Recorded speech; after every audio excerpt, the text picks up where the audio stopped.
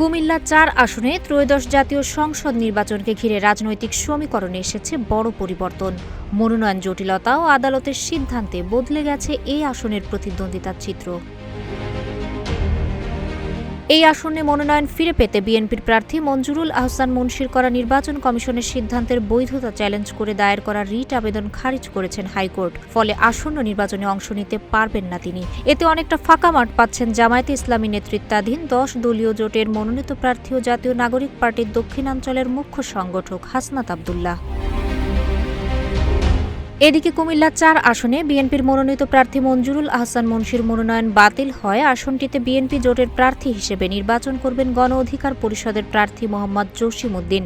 বিষয়টি নিশ্চিত করেছেন গণ অধিকার পরিষদের আহ্বায়ক নুরুল হক নূর। এর আগে জামায়াতে ইসলামের মনোনীত প্রার্থী সাইফুল ইসলাম শহীদ তার মনোনয়ন প্রত্যাহার করেছেন। ২১ জানুয়ারি দুপুরে আসনটিতে প্রার্থীদের প্রতীক বরাদ্দ দেন রিটার্নিং কর্মকর্তা হাসনাত আব্দুল্লাহ। শাপলাকলি প্রতীক পেয়েছেন। আসনটিতে এবার হাসনাত আব্দুল্লাহর সঙ্গে প্রতিদ্বন্দ্বিতা করবেন ইনসানিয়াত বিপ্লব বাংলাদেশের মনোনীত প্রার্থী ইরফানুল হক সরকার আপেল প্রতীকে, খেলাফত মজলিসের প্রার্থী মোহাম্মদ মুজিবুর রহমান দেয়াল ঘড়ি প্রতীকে, ইসলামী আন্দোলন বাংলাদেশের প্রার্থী মোহাম্মদ আব্দুল করিম হাত পাখা প্রতীকে।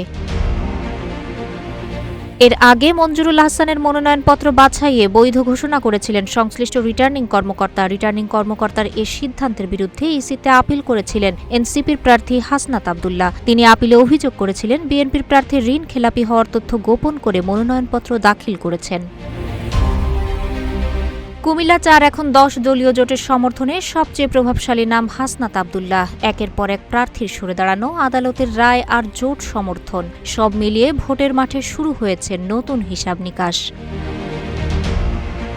তাহের আক্তার, রূপালী বাংলাদেশ।